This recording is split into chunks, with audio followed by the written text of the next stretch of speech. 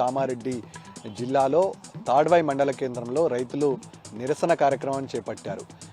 ఎరువుల పంపిణీ విషయంలో ప్రభుత్వం తీసుకొచ్చినటువంటి యాప్ విధానాన్ని పూర్తిగా రద్దు చేయాలని డిమాండ్ చేస్తూ తాడ్వాయి మండల కేంద్రంలో ఉన్నటువంటి ఎల్లారెడ్డి కామారెడ్డి హైవే పైన ధర్నాకు దిగింది బీఆర్ఎస్ పార్టీ.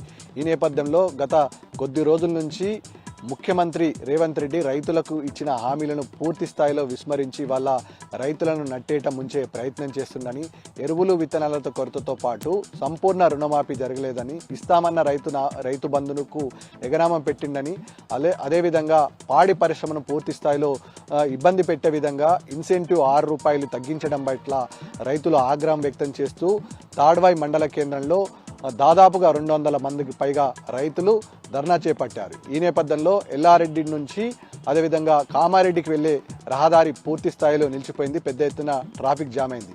సమస్యలు పరిష్కరించడంలో రేవంత్ రెడ్డి ప్రభుత్వం పూర్తి స్థాయిలో నిర్లక్ష్యమైందని, ప్రభుత్వానికి రైతులు పూర్తి స్థాయిలో రానున్న స్థానిక ఎన్నికల్లో బుద్ధి చెప్తారని ఆగ్రహం వ్యక్తం చేస్తున్నారు.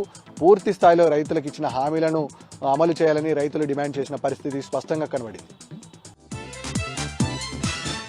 ఇక నిజామాబాద్ జిల్లాలోనే మరో ప్రధాన వార్త విషయానికి వస్తే, నిజామాబాద్ జిల్లా కేంద్రంలో సంచలనంగా మారినటువంటి ఏటీఎం చోరీలపైన పోలీసులు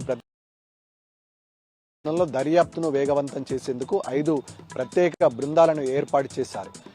మహారాష్ట్రకు చెందినటువంటి ముఠా దాడులకు పాల్పడి ఏటీఎం చోరీ చేసినట్లుగా పోలీసులు ప్రాథమికంగా నిర్ధారణకు రావడం జరిగింది. సీసీ ఫుటేజ్ ఆధారంగా పాత నేరస్తులే ఈ పని చేసి ఉంటారని పోలీసులు భావిస్తున్నారు. ఈ నేపథ్యంలో 5 ప్రత్యేక బృందాలతో మహారాష్ట్రతో పాటు ఉమ్మడి నిజామాబాద్ జిల్లా సరౌండింగ్లో పోలీసులు ముమ్మర గాలింపులు చర్యలు చేపట్టారు.